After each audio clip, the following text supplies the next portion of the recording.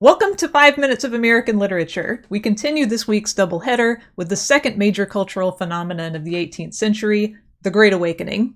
The Great Awakening was a series of early 18th century revivals that peaked around the 1740s. Some scholars discuss it as a backlash against the Enlightenment, and on one hand, that interpretation might be true. It was very consciously secular in a society where lots of people consciously identified as religious and believed in wonders, and did not think that goodness is a matter of behavioral training.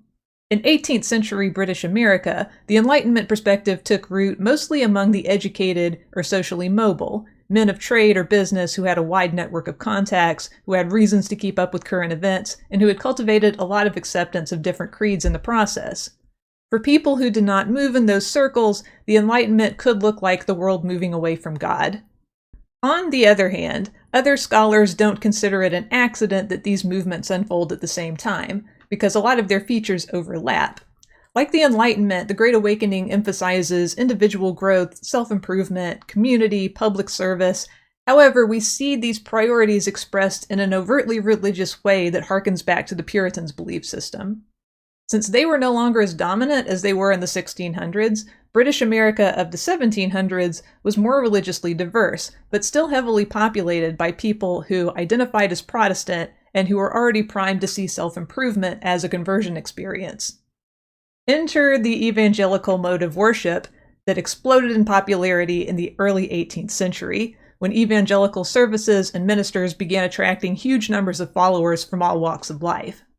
The Great Awakening is notable for its racial and socioeconomic diversity and the relative equality among its participants, who tended to believe that true knowledge comes from experience of feeling, and that personal growth comes from passionate devotion to God and sympathy for one's fellow man.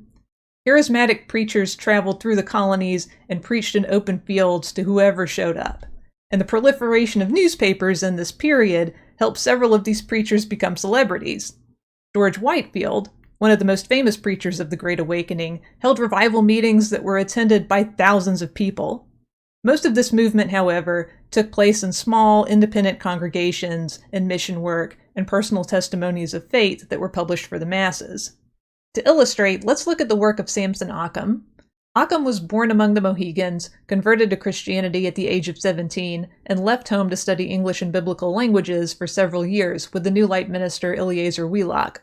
He became a teacher and minister among the Montauk and delivered hundreds of sermons throughout New England. His rise to prominence was difficult, however. As what the white colonists called a praying Indian, Occom faced a lot of distrust and dismissiveness from white evangelicals, and as someone who ministered primarily to Native Americans, he and his mission work struggled with discrimination and neglect from evangelical organizations. Occom discusses these struggles in his spiritual autobiography, A Short History of My Life. It's an interesting look at what brought him to Christianity and how he pursued his ministry. His religious devotion gives birth to a desire for education, which he wants both to be a better Christian himself and to teach his fellow Native Americans.